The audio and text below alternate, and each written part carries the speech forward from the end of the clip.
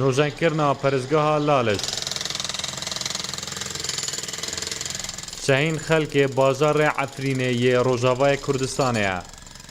Nizîkî saleke digel 8 kesên din ji bo xizmetkirina pەrstgeha Laliş hatîne Başûrê Kurdistanê.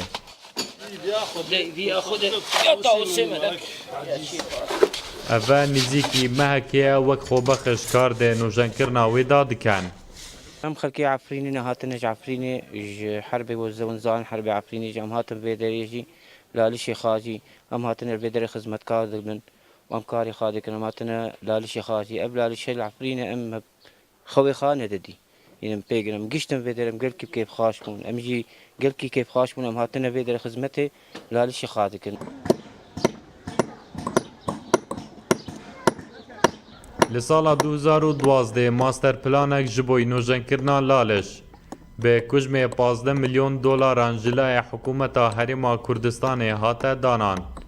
Lê ji ber şerê dijî Daeş û qeyrana darayî, karkirin lê sala 2014 hate rawestandin. Li ser erkê xêrxwazên êzidî û li ser heman master plan, karkirin têda berdewam e.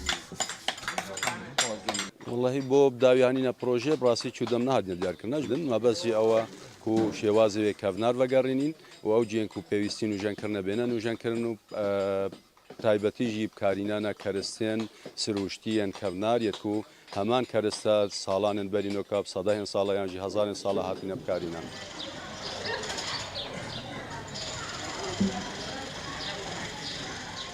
Laliş take perezgeha Kurdên êzidî ye li seranserê cîhanê û salane bi hezaran geştyaran ji navxwe dervey Kurdistanê qesta wê dikin. اش روجنامه‌وانت بیانی اش اکترا تین گلک نویسر تین گلک تین کو پرتوکا چیتکن اش همو آلیابتین یعنی نه بجمع وبتنی قطابی گلک تین قطابی زانکو یا هر یک کار کی تین گلک شنوار ناس تین قصد لالیشان نورانیت کن و دوین ازدیاش نزدیک و ببینن و کفنات که لالیشه ببینن.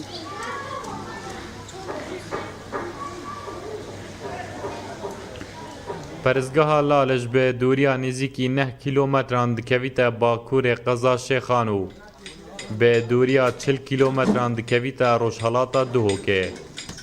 Li gor wan hêma û nîşanên ku li ser dîwarên perezgeha Laliş hatîne durustkirin, mêjûya wê ji bo serdemê mîtrayîzm an ku rojperistiyê ku sedan salan berî zaynê diket vedigerît. Nayef Ramazan Rûdaw, Laliş.